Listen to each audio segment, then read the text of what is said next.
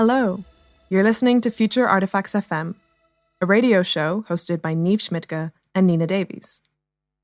Earlier this year, several radio frequencies were discovered airing a collection of broadcasts. At first, they sounded like regular news stories and interviews. They felt familiar, but also not quite belonging to our present.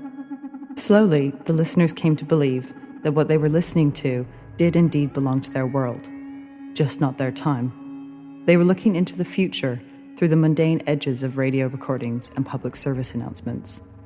While this material is still being meticulously studied by researchers in various universities and museums, your hosts have managed to gain access to this collection to air a selection of these broadcasts for you, our listeners.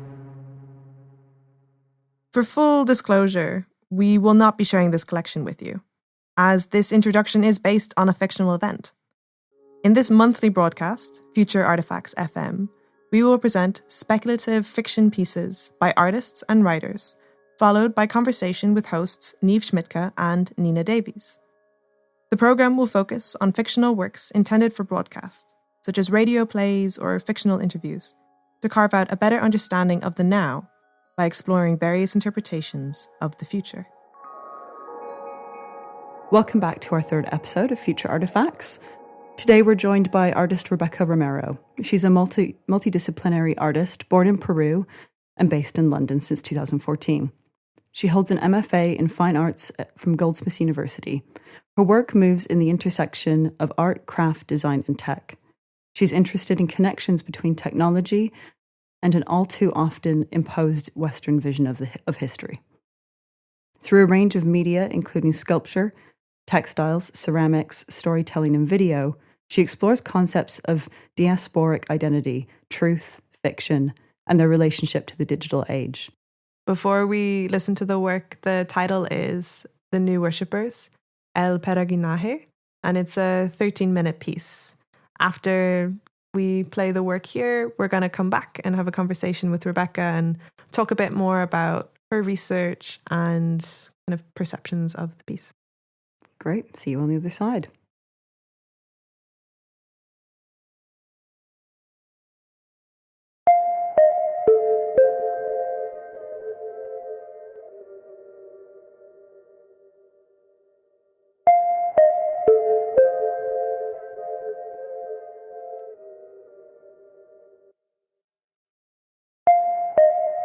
Bags packed, tank full, a 3-hour trip ahead through and out of the city, towards the coast. Digital billboards, hot women in tiny bikinis welcome us into the speedway. Do not forget to change your tires, measure your oil, buy some beer, grab a bite. 3 reckless sips of water. That should calm my agitated gut.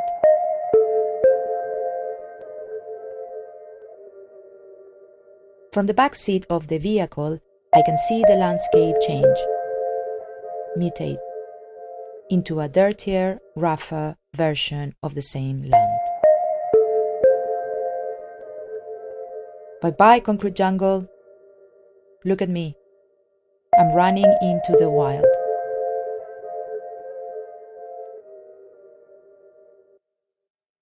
They picked me up half an hour before that we had agreed on. We just followed the route plan that was given to us. I was not ready. I am not ready, but I'm here now.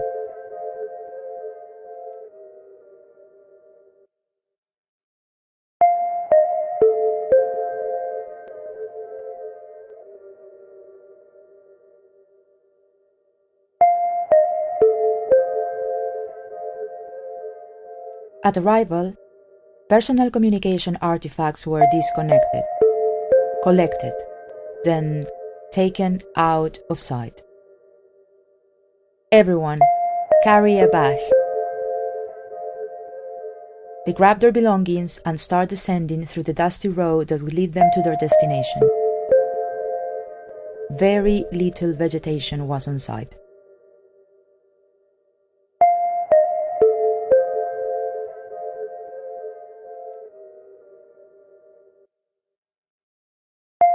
Once the spot was found, they formed groups and set up tents. The sun had not reached yet its highest point in the sky. It is time to come together. Pass them around. They sat in a circle and peeled the cactuses with butter knives they have each brought from home. Their skin was thick, harsh, but smooth. Deep cut, the plant starts to bleed. The shimmer. No more secrets are withheld. The green slime extracted from the interior of the plant was placed on foil paper. The paper was placed on the sand, under the scorching sun. When the slime attached to the skin went dry, the pieces were collected and distributed in equal parts among the members of the reunited tribe. Open your mouth and chew.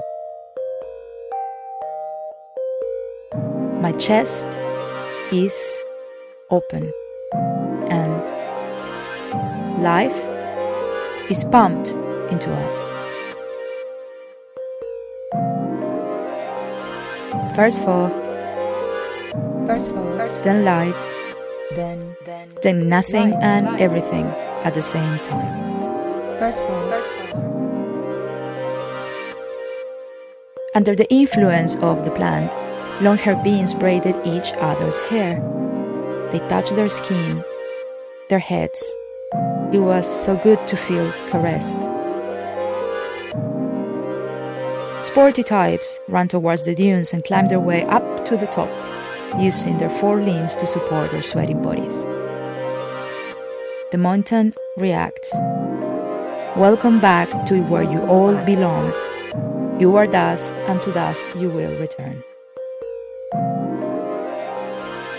The wind blows, yawns. I can hear it calling my name. Deep breath. Everything is just as it was meant to be. Everything is just meant to be.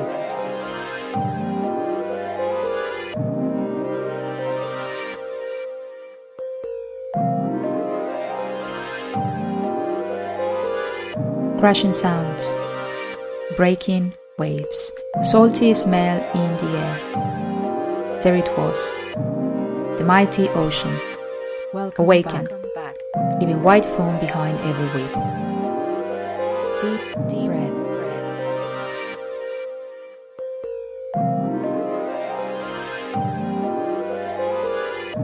They distributed water, held in shiny containers that were passed on from hand to hand.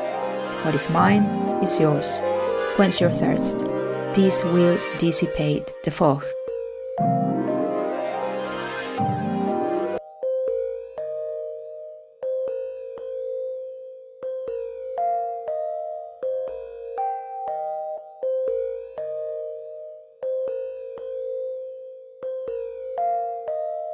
It was so smooth, the way it happened. As I closed my eyes, I could feel the heart of the earth, pumping, underneath the soles of my bare feet. I opened my arms, placing energy cruising my body. I feel everything. I remember it all.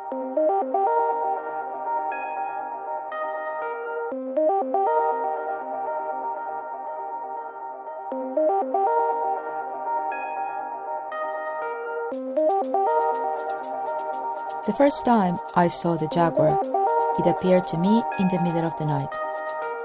O, to, long, go.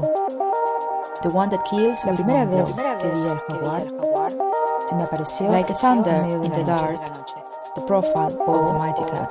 To, long, staring right into my eye, I El que freeze. mata de un solo golpe. Is it me who you are looking for? Como un rayo en la oscuridad. The elders El knew of perfil the jaguar's ability del to travel in gran between worlds. Mirándome, Shortly fijamente after a los ojos. came the snake. The rivers of the Amazon are shaped after her. Es a mí a quien busca. She approaches my body and enters me. Los antiguos sabían de la habilidad del jaguar de viajar entre mundos. All that you touch you change. Inmediatamente, all that you change changes you. Los ríos de la Amazonía llevan la forma de su cuerpo. Looking against the interior of my flesh, it purifies my soul and leaves. Todo lo que tocas, Two wild dogs fight.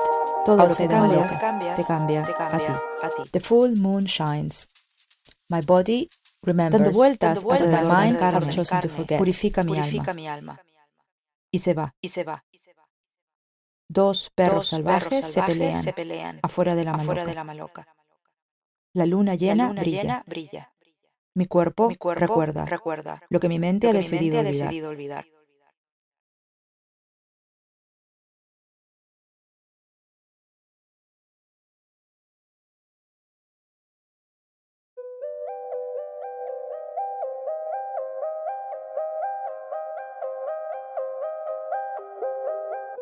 How long have I been laying here? 2, 3 hours, said A. The tide had started to fall. First call. A fire had been lit in the middle of the campsite. Several of us were dancing, playing, fooling around.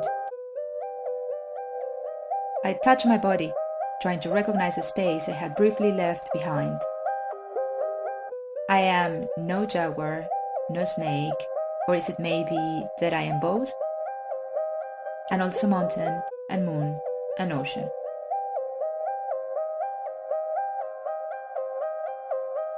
I join my peers in their celebrations. Our skins shine in contrast to the light of the fire. Our bodies feel like one. The warmness in the air holds us together.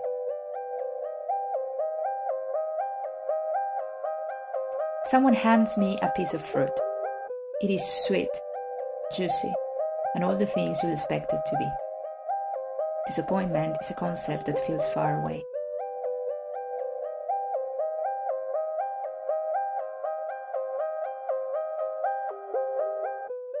I place myself in the sand. My toes sink in its moving flesh. I am rooted, connected to the core of my land.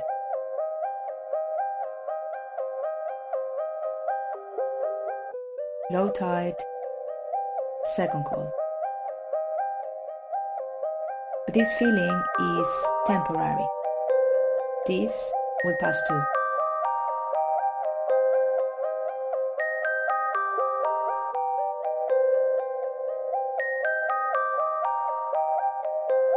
As the sun sets, we get together, facing the horizon. Bye-bye ocean, bye-bye mountain, bye-bye mirage. The glitch is now obvious, like a crack in the sky, expanding. A gap appears in between us two, chilling air. The group disperses. The night falls.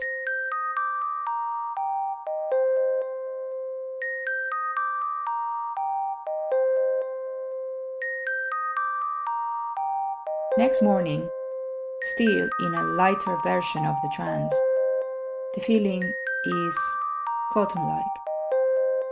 I pack my stuff. Outside the tent, nothing more than dust, and the remains of a fire that helped us to lead our visions.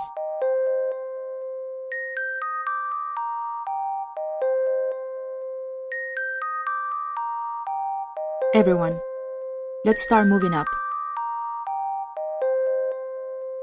Do not forget to pick up your phones. They have been kept in metallized shielding bags.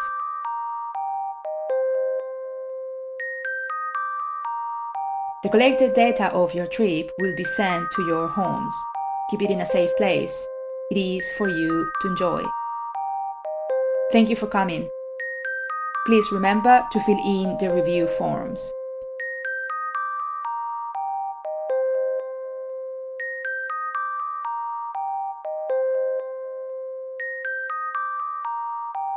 Back in the speedway, an hour and a half into our return trip, the cotton veil that wraps me starts to vanish too.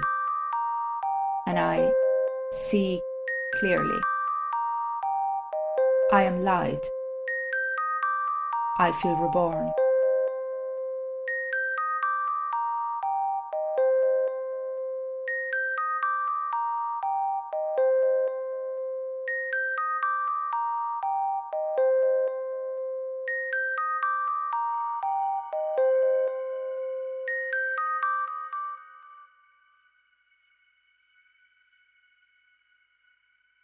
So, welcome back. Thank you for giving the work a listen. I hope you all enjoyed it. So firstly, I'm just going to say to Rebecca that I really love the way the work starts. As you describe the drive that the protagonist is taking into this experience, I feel like you're simultaneously driving me as the listener into this kind of world. When you were writing the script, were you aware of its meditative effects?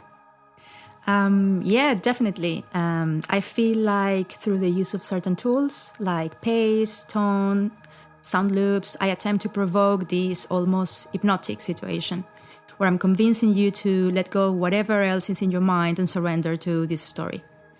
To change your rhythm, join me, and fall into the pace of the story, which actually intends to give the listener a lot of space to breathe in and to wander around.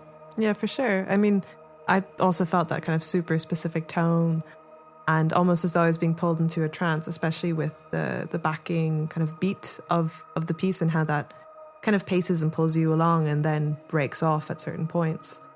I'm kind of wondering as well, like, were you interested in that? I mean, were you interested in that relationship between tone with kind of pulling the listener into the story, but then also as a way to unsettle their reality? So you kind of pull them into this trance and then you kind of tear it apart. Yeah, I think this choice came quite naturally to me. I think about it like being in a sort of threshold that you're about to access this dream.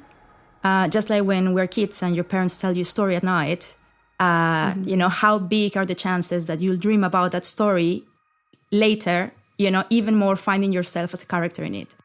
So another question, I've got many questions for you, obviously. But one thing that I noticed in the work is that like tourism seems to be very central to what you're interested in or what the work is. And the work sort of made me think of the TV series Westworld, or it's a TV series and a film from the 60s. The 70s, actually. The 70s, yes. Just in case anyone doesn't know about Westworld, the premise of the story is where people go out to these different sort of outside of society, and they go into sort of like almost like a cinematic version of society. So it's all themed, like the Westworld is, based in the old-timey like Wild West, and there's also other worlds. Almost like a theme park on steroids. Yeah. A good way to, like, if you're trying to get a mental image. Yeah. Yeah, and so and obviously your work is not based on this at all, because based on previous conversations that we've had, you actually hadn't seen Westworld, which I thought was kind of amazing. Now I have, and I love it, yeah. Which I thought was kind of, I was kind of glad to hear that you hadn't watched it, because I was like, it really strengthened the work. But it did make me think about what this sort of tourism, like, what is this touristic experience for the person who's going through this, like, that you're writing about. And I was looking at peyote, and I was thinking about whether this is sort of like a indigenous sort of simulation. Though another reason why I thought that was because you mentioned tents, and that sort of, when I was looking it up, it was like there was like little clues in there that made me think that it was that. But then also aside from the indigenous part of it, I also was thinking, is the drug trip the simulation, or is that what you're going, is it something completely different?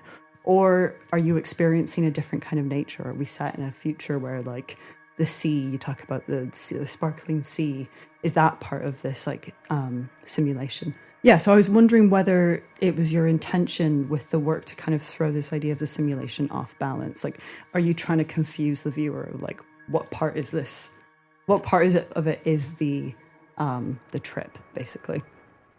Okay, well, I think that my intention was to take off balance ideas of what reality and fiction are. This, for me, is one of the main questions here. Same as when we talk about myth and fact and what is considered knowledge versus popular belief. through the whole of the story, it was important to me that nothing could really be taken for granted or provide bits of information to the listener in the same way I would give them an opportunity, a door towards their own version of the story. If there was an ultimate truth here, I would be contradicting myself and the whole purpose of this piece. For you personally, is there a sort of ultimate truth? Well, I would say that, I don't know. I mean, is the plant causing the hallucinations? Is all computer generated? Was it all a dream? Was it real? I mean, what does reality mean after all? Is an experience less real because it took place within a simulation?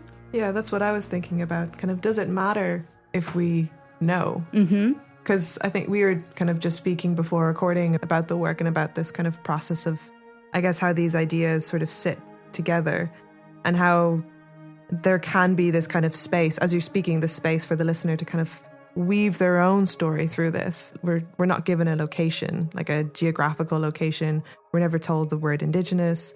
We're kind of piecing this together through our own versions of reality anyway. So there's a sense it doesn't really matter because it's how you perceive it. Interestingly, it's kind of your perception. If you were the protagonist, kind of, are you perceiving this is kind of, what version of that reality are you perceiving from this story? Or is it all of it? Regarding tourism being a central part of the story, I feel that in a way, what it seems to me is that we tend to believe that life-changing experiences cannot take place in the same space where our daily activities happen. We need to reach to faraway scenarios and sublime landscapes, etc. And nature, which also plays an important role in Westworld, seems to be the space where we can find ourselves, go back to basics, or simply go wild, whatever that means. We seem to need this frame to support our experience somehow. And I have some questions about it, right? So are we maybe reaching towards a supernatural connection, something that is bigger than ourselves, or is it something else? Are we nostalgic, but nostalgic exactly of what? I think that, it's really funny that you talk about this, because I was thinking about this, I think even today, not related to preparing for this, I was just like, it just was a thought. And I was thinking about this idea of like when you go on vacation or when you're doing something new, you're like, this is my life and this is like this is who I am. And when you're sort of doing like the sort of daily grind of going to work and doing this, the monotony doesn't make you feel like you're experiencing anything, even though you obviously are. And that's more of what your life is than being on vacation somewhere really random for 2 weeks or 1 week or 3 days. Yeah, I guess just like doing something new. It's about like, by doing something new, we feel like that's what our life is. Yeah, I was reading Tretyakov, Sergei Tretyakov wrote the biography of the object, and it's kind of, this is a complete tangent, but in essence there's a section in that essay where they speak about a lot of literature, first off being focused on kind of singular perspective, so first person perspective, but then also how very often it happens in leisure time. Most of our lives are typically spent, or at least from like Western perspective, are typically spent in kind of a workplace. Yeah. Or doing kind of these mundane activities that just kind of have to happen for life to keep going. But if you read a novel, it's usually not set. You reading a novel about someone answering emails all day would probably bore you because that's what you live anyway. But, a novel set in someone's leisure time. So, if they go on a date, or kind of what's going on in their mind, or what is their family drama, that pulls you in because it's not the monotonous. So in a way, for me, that kind of relates to this idea as well of using tourism, or the idea that, you have to go away to experience yourself. It's like, well, yourself is existing all the time. It's kind of, which version are you kind of hacking into in a way?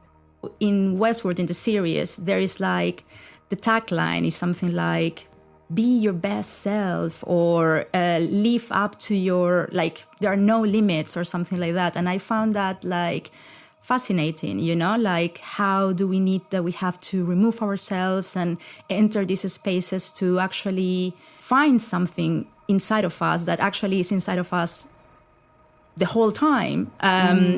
But definitely what I find interesting in this like organized experience is like the structivist approach that they can have. And what concerns me is the impact that it can have also in the spaces where these experiences take place and the people that inhabit them in a regular basis. I mean, after all, and we mentioned this before, who can afford the £40,000 that a day ticket to Westworld cost, or who can afford a £2,000 all-included trip to the Amazon, shamanic experience included, or a day trip to a place where you can pretend that we have not completely yet dried our natural resources, where you can still hear the wind say your name, be one with nature, cross a portal, and soothe your soul. Yeah, I mean, that kind of brings me on to my next question, which is, like, typically in speculative fiction, it's presented kind of a utopia or a dystopia. Of course, there are plenty of versions of this that also exist in between.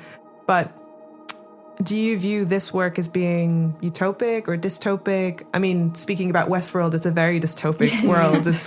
I mean, I don't think any of us are speaking about it without like a lot of cynicism. Kind of, do you view your work as perhaps being a warning about this kind of future, or kind of what do you think the warnings in the work are, if there are any? Well, I think that we, like, as humans in like with these like westernized neoliberal imperialist views of the world, tend to think that we are absolute masters of the universe. We can control everything, predict everything, create everything, stop everything.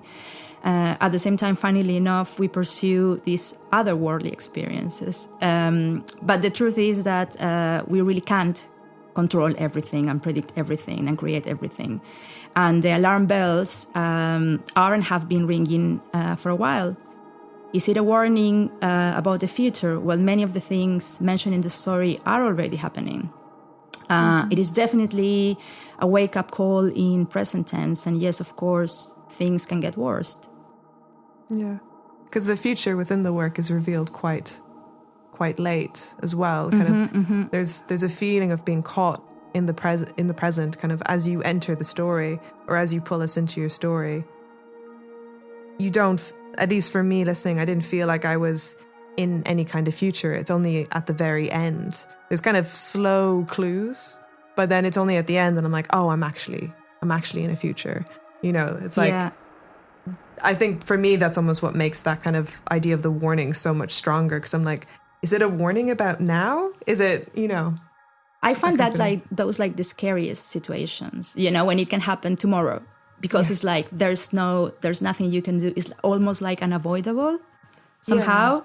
Yeah. Or when it's even like when you're actually like what you're saying, like it's sort of like you're not quite sure whether actually it's like set in the future or whether it's set now. Like there's that thing you when listening to a work like this or a story or a video or a film or whatever, there's this idea that like dystopic is also like always in the future. So you always think that it's like far away and it's like a warning of what's going to happen in 30 years or 10 years.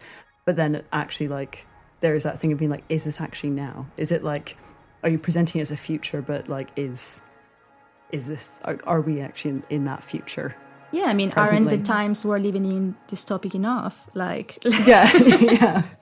yeah, exactly. And I think about like if this work also had been about like if it had been like about a video game and you have this amazing experience in this other world, and then and then it ends, and then you're in your sad bedroom. Like it could seem as this really dystopic thing, but you're like, actually, that is like how most of us live. Or you do go on vacation and you come back and you do go to like.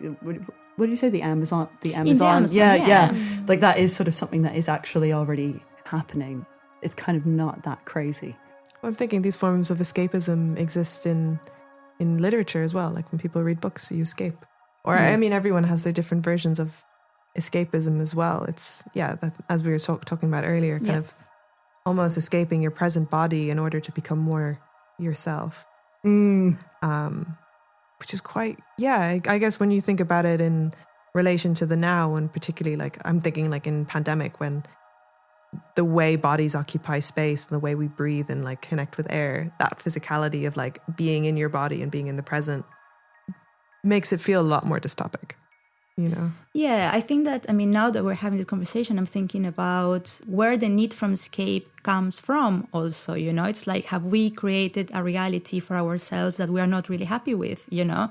Like, am I happy to wake up at whatever, go to work 40 something hours per week and, you know, hardly ever see my friends and hardly ever being able to afford like a 2-bedroom flat, a 1-bedroom. No, I'm not happy. So yeah, I want to escape. So it's like very, in a way, it's very human, you know, that desire. Yeah. Yeah, I guess it's sort of like what is escaping? And one thing that I'm thinking about in this conversation is like, is it okay to escape? When is escaping like, when could it be potentially, so like in Westworld or maybe like with your work as well, like escaping could be something that's seen as quite harmful to other people. But then I'm sure that there's other ways of escaping that aren't harmful. So like what, Definitely. like, how do you start to unthread or unwind? Like what could be a sort of harmful escaping, or what is, I guess, like consciously escaping? Yeah, in a way. I mean, I'm even thinking of drug trade as well, you know, for people taking different kinds of drugs. It's a escapism, it's a relief from whatever your present reality is. But the illegality of it in most countries also means that it's kind of, who are you impacting in the process of you getting that drug? Yeah, no, definitely. I feel like, I mean, going back to that extractivist approach that I mentioned earlier, you know, it's like in relation to this like spiritual tourism, right? It's like we hardly ever stop to think like who is left behind cleaning after your experience, right? I don't think we ask those questions ourselves enough. We are too focused in achieving that experience that will change our lives, even if it's temporarily, without thinking how we affect the lives of others. And on a different level, and related to what you're saying now, Niamh, I think that the same goes to the belief that we can just isolate, for example, in this case, this plant, and the ritual it is part of, you know, isolated from its context. I always wonder, you know, like, do you really think you can access this portal just by consuming the plant, even without being able to understand the ritual or to read its code? Yeah, I remember seeing this Swedish TV series a few years ago, and in essence, they'd attempted to export the experience of taking ayahuasca to Sweden. And they had it in this Swedish forest and these kind of beautiful wooden floors, and everyone wore white, and you were all in this massive room together. They do it here in London as well, I've heard. Yeah, and the whole thing feels entirely insane, because it's like you realize this is a spiritual practice and you are led and guided through it in a very specific kind of context. And that feels like the absolute epitome of this spiritual tourism, because it's like, oh, it's now such a high commodity that we're going to export it back to a place that it can't exist in context, because it's being, well, in essence, in my opinion, it's being abused. You know, because it's then you're taking it and you're not giving any credit back to where it's come from. You're not giving any support back to where it's come from. Exactly. I mean, it becomes a neo-colonialist practice then. Also, like a lot of information is like lost in kind of traveling over, and if you lose a lot of where that ceremony or ritual is coming from, like it's very easy to kind of bat off someone else's ritual or someone else's tradition, because you might think that it stems from like a belief system and not like a knowledge-based system or like a rational system. And I'm not talking about necessarily like something coming to the West. This could be going either which way. Yeah, definitely. And yeah, because that's sort of some of the stuff that I work with my work with dance and looking at traditional practices. And when they get stolen and performed somewhere else, if you're not taking note of why someone is actually doing that dance, it completely just loses all of its information. And that information could be really valuable. There's a reason why someone might be doing that dance. There might be a reason why this ceremony happens. So what does it become? It becomes something else. Yeah. Yeah, definitely. I mean, I'm curious about what remains, at what is transformed. But I think that we'll never know the answer, really. As like every experience is like very like personal. But yeah, I've always asked myself that question, you know. I mean, and as you said, both ways, like not only by bringing the experiences to the West, but also by Western people trying to missionaries, yeah, exactly, you know. It's like, and not really like knowing anything about the cosmology of the place, of the people that live there, are like literally not being able to read the code. You know, it's like, what is it there that is happening? I mean, something happens, or maybe not, you know. It's like this thing that we were saying the other day about the role of performance in ritual as well, you know, and how certain circumstances or just being in a group with people, being in a certain situation, in a certain place, kind of stimulate some kind of like hallucination or reaction or vision. I don't know, you know. But also just an experience. Like an experience is totally valid. It's reminding me of Niamh, in a previous conversation all three of us had. You were talking about Christianity coming into Ireland. And what did you say? Like, was it the recreating of a story?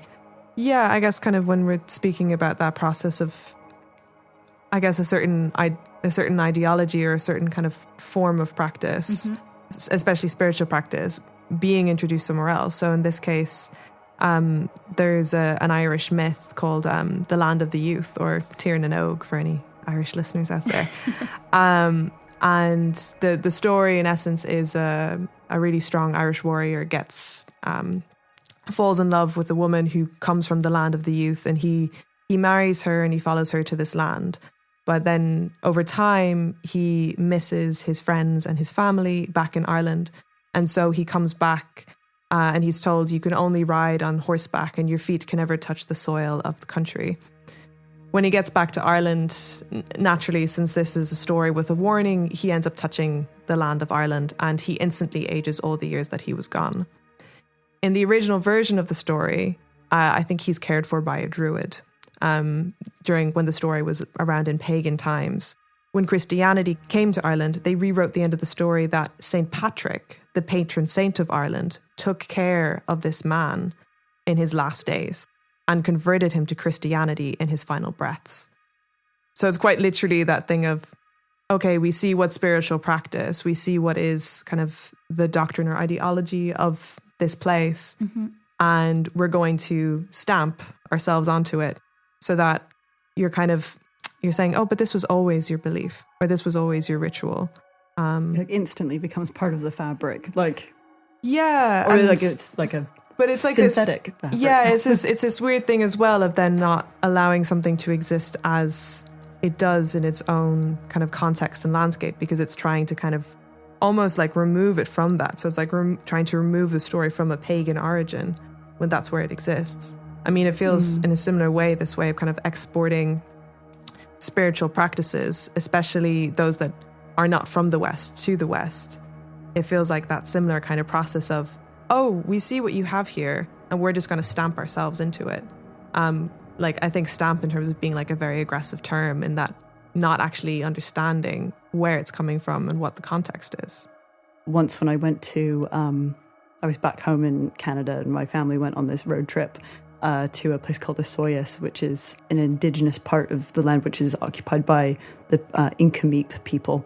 And we went to a cultural centre of theirs and went to go see a performance, like I assumed because it was a performance by these group of people that therefore it would be traditional. So I just kind of assumed that it would be this sort of like traditional experience. And the woman who was dancing was doing like a sort of mostly ballet, basically. Okay. And I had this initial reaction to it being, I guess my initial reaction back then was probably not maybe disappointment. Disappointment's maybe like a bit too harsh of a word, but I was like, oh, I thought I was going to go see a traditional dance. And then sort of years later, I've been sort of thinking about this experience for like years, haunting basically. You. Yeah. It's been haunting me, sort of like that, I guess that initial disappointment. It was like, I've been questioning where that disappointment comes from. And I'm like, is it because I wanted to go see something like of a different world? And actually like this woman, this dancer is, you know, she actually just lives in my world, like me. When she goes to dance school, she learns ballet. It's totally okay, basically. You know what I mean? Not okay, I guess, but like It's making me think about something we spoke just before recording, where there's a sense of, why does this always have to feel like it's the other, or it's belonging to an other of some variety? Mm-hmm. You know, in that case, it's like expecting it, you know, ballet is still came from a traditional dance as well. Yeah. It just wasn't the type that you expected, because I guess there can be an expectation that it's from the other, as in the other from you, which for me relates back to the story as well, or back to the piece where there's a sense of, which I think is really clever about using the protagonist as being a tourist, is that they're coming into a world that is other to them, and then through this process and going through this trance-like state, there's that questioning moment where it's like, am I the mountain? Am I this? And their reality gets completely distorted as, I guess, that process of the other becomes completely torn apart. 'Cause like, why would they ever be other to you or you other to it? In a way, I'm kind of segueing through some questions here, but it's making me think about, we spoke before about the pluriverse. Yes. So a very brief kind of version or definition of that for our listeners is, a pluriverse is usually defined as a set of all possible universes or worlds. How do you feel, I guess, taking that idea of the other, or kind of a singular world narrative, how do you feel that's referenced or reflected in this work, in The New Worshippers? Okay, well, I am really interested in this idea of the pluriverse. And I've been reading this text, actually, by this person called Amaya Kerehasu. And she proposes that the ultimate truth of one world, of one reality and one universe is also a myth. So the pluriverse implies the existence of many worlds somehow interconnected. In other words, the human world is connected to the natural world and also to the spiritual world. I think that by incorporating different languages into the story, for example, and giving voice to natural elements, like in this case the mountain, for example, that normally are not given one, I attempt to bring to presence the existence of these worlds that we quite often disregard. I feel like multiplicity, plurality, they are important ideas for me right now. And I think it's, definitely it's an attempt to also bring the man from the center of the narrative and start thinking in a different way about the world that we live in and the world that we could live in, actually. Mm-hmm. Yeah, because even beforehand, when we were speaking about tourism and that process of kind of removing things from context in particular, and you were talking about, you know, who's left behind, you know, who's cleaning up after you. When I think about that in reference to the pluriverse in this work, it's kind of, you know, your world is existing just as much as anyone else's. But also kind of the world within your world. So kind of that what part of your world is spiritual or work-based or education-based or so on. I guess I'm kind of thinking in like opening up that idea of the pluriverse.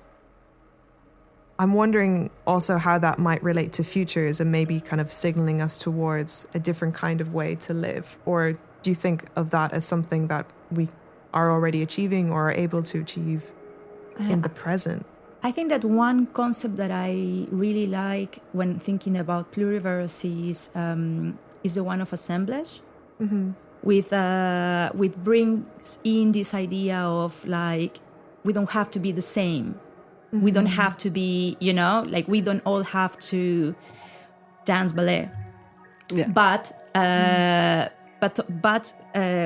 we have the opportunity, or we should be opened to share this world with our differences, you know, and in a like kind of horizontal way, you know, where these like hierarchies that somehow are a legacy from colonization still exist. I feel like we are not there. It would be a really nice place where to go towards. Yeah. Have you guys heard of the humongous fungus? No. Well, so I actually don't know that much about Tell it. us. It is, I think it's like, I can't remember how much land it spans, but basically it is absolutely huge. Is it like mycelium? I think so. It's like it's underground basically, and it like covers like acres and acres and acres of land. When I found out about that, I couldn't believe it. Like I think I saw it on a map of like how much space it spans, and it was that moment of being like, there is a whole, not just only like a whole world, there's like a whole being. Oh yeah, that spans loads of different worlds, like human worlds. Like there's different communities, different people, different lives, and there's this one thing, just like one singular life that is all underneath it. So this pluriverse, that also like maybe this idea that worlds might be like the same size or there's something similar to it, but also there are things that are just completely bigger. I guess we could look at climate in that way. Like climate is a much bigger system, and its world is much more complex than our world. Well, maybe I would assume it is. No, I think that you're right. I feel like there are so many like things that escape the human eye, so many worlds that escape the human eye, and just because they escape our eye, it doesn't mean that they have to be less respected, you know. And this applies to nature, and this applied to the moment when, for example, this process of colonization happened to the Americas, for example. You know, they didn't know what they were gonna find, and therefore, you know, it doesn't mean that the way people in the other side of the world were living was not real, and you know, and did not deserve a space in the world. Yeah, well, they were expecting one thing and then found something that, like, because it didn't meet their expectations. Who it knows wasn't what they were expecting? Yeah, because the other thing about the pluriverse that I think is kind of on the edge of our conversation that I'd love to make explicit is like coexistence as well. And when you're talking about this humongous fungus as well, it's like just because we don't know it exists doesn't mean we are not coexisting with it. Yeah. And that coexistence also being that horizontal or that lateral way of living as well. It's kind of, my coexistence with any being does not make me higher or lower than that being. It just means that we are in the same place, or it means that we are existing within worlds that collide in some way. We were talking about this also when we were thinking about how, in relation to nature, for example, you know, how we tend to put ourselves like at top of the chain, you know, and like doing that like sort of like enables us to just exploit all our resources, you know, or like not have respect for like rivers or mountains or forests. And it's really interesting to imagine how that would change if our perspective of the world changed as well.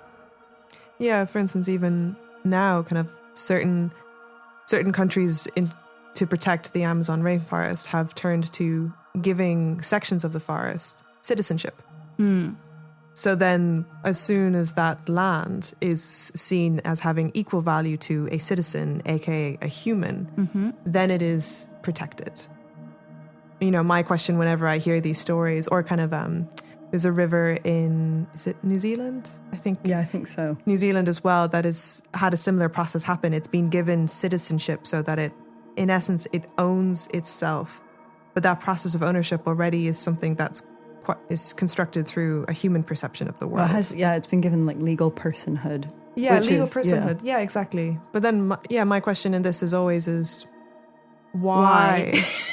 You know, why all of a sudden once it's a citizen, once it's a inverted commas person, then we can protect it. But that's so hypocritical because like so many people, you know, are not protected. Exactly. So what's the point? I don't understand. But yeah.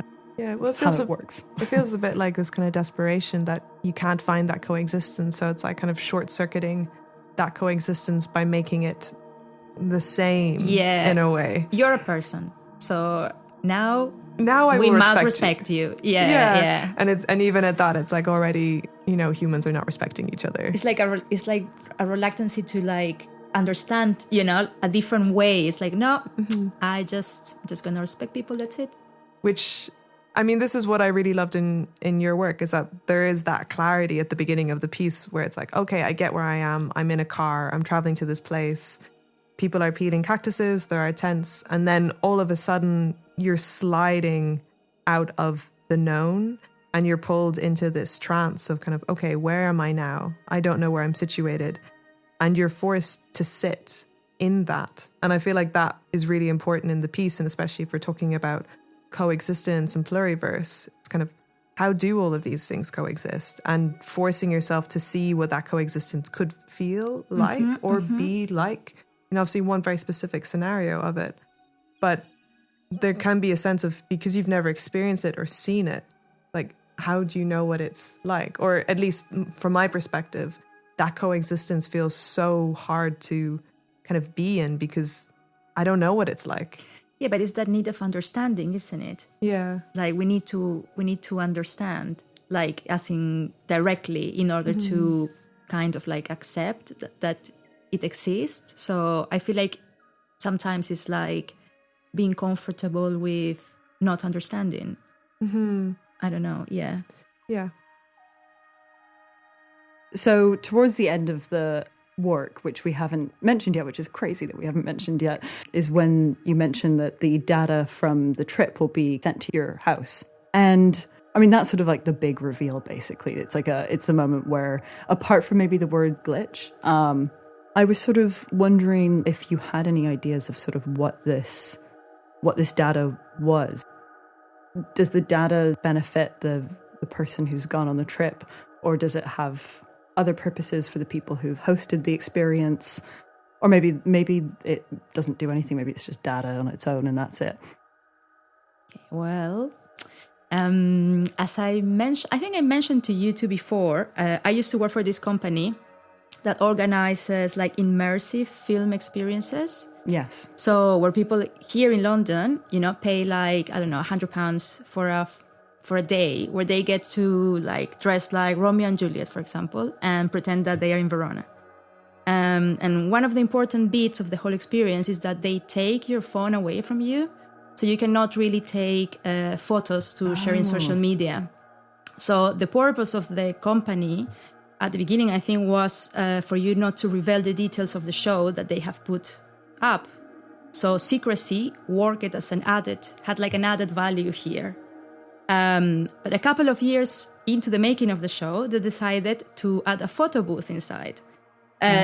So now they're like literally telling into your face that they're profiting from the fact that you really want a photo in your disguise, right? So I find this like hilarious. You cannot take a photo with your own camera, but you can take a photo with theirs and pay them X amount of money. Oh my God. And I think that I was thinking about that when I decided to add it into the story, because I feel like people love souvenirs. And considering the experience here is supposedly to be expensive and you're not sure when you'll be able to come back, it is normal that there is something that you can take home. But of course, in this scenario, the company might also have access to your visions and desires. And I cannot not think about the algorithm and how they might use these to tailor future, like, better experiences for other visitors. Yeah. So I guess a final question to ask. Your work feels like it's set in a new future. Kind of, we spoke before, it's like, is it the present? Is it the future? It could be a now. And you previously mentioned your interest in 1970s science fiction.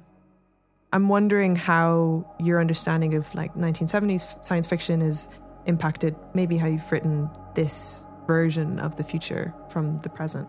I think that when related to the relationship of humans with technology, again, Westworld, Logan's Run, Planet of the Apes, all these stories held some sort of distrust towards what the future could bring. I feel like that slightly changed in the 80s and then especially during the 90s, when also in the US there was like this massive production of like so many sci-fi like comedies or like slightly more like light action sci-fi films, where at the end of the day the human was like victorious. I do think this is, of course, related, and we talked about this before, to the commercialization of home computers, phones, etc. The moment when we were thinking that somehow we could have technology at our hands.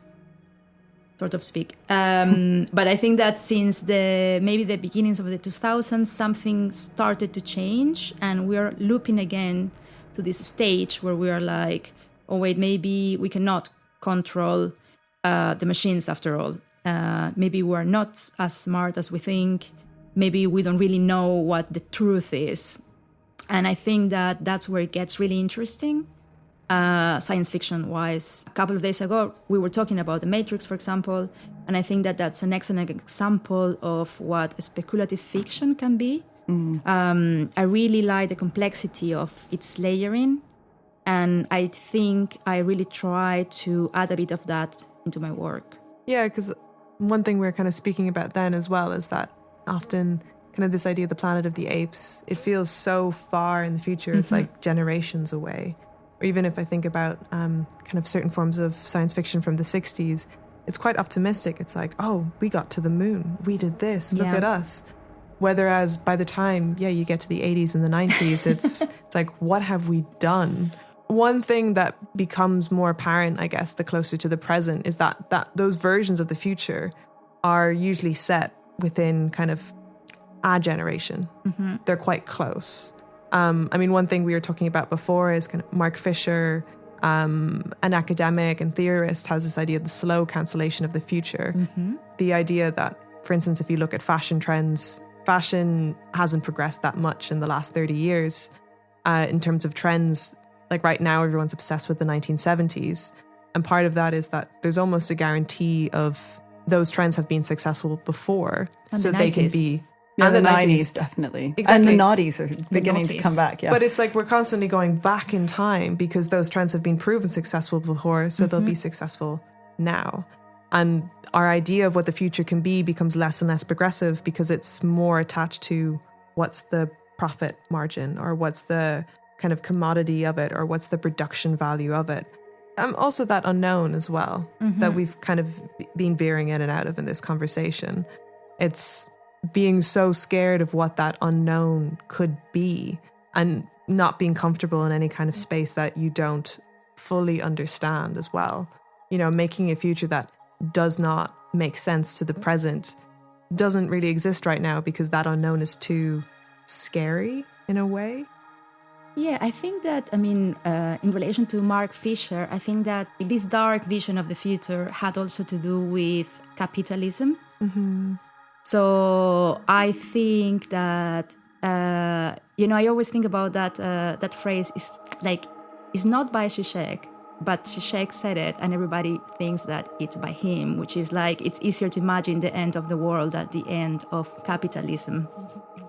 And I think that that's when the pluriverse saves the day, because what this concept is bringing in is the possibility or the idea of like, it's not the only option. There are other options. It doesn't have to be this way. We just need to be open to not only imagining, but reenacting, being, being this difference. I don't know if this is related to science fiction question, but maybe, No, but I think it kind of is. It's like science.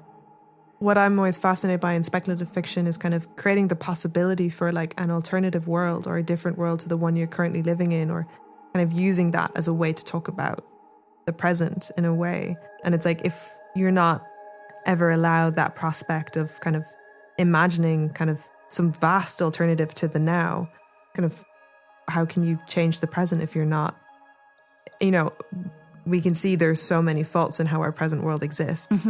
And if we're never allowed to consider or to imagine what the possibilities or the alternatives to that present could be, how can we ever... We're trapped in this loop. Yeah. I think we're going to have to finish up now because we've gone a bit over. Is that okay? Yeah, of course. Okay. Thank you so much, Rebecca, for joining us. Thank you so much for having me. It was fun, really interesting. Thank you for giving me the chance to talk about my work. Oh, well, thank you for talking about your work. That's the most important bit. Yeah, thank you for being so generous with your research. It's been really, really fascinating to talk about it. Yeah, and our first guest. Yeah. Thank you so much.